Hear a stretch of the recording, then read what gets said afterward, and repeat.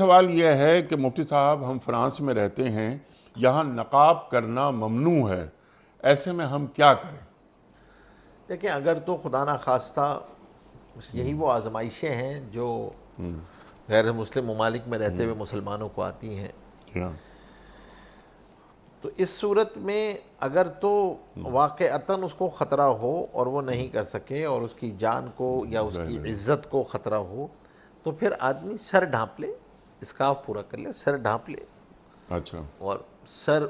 ڈھانپنے کی پوری کوشش کریں، ٹھیک، اسکارف پورے لے لے، اور اگر چہرہ کھلا ہوا بھی ہے لیکن سر پورا ڈھپا ہوا ہے تو پھر اس کی گنجائش جو ہے وہ موجود ہے،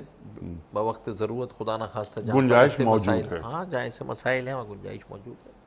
ٹھیک ہے، جہاں مسائل ہیں ہاں وہاں گنجائش موجود ہے، ورنہ آپ تو فرماتے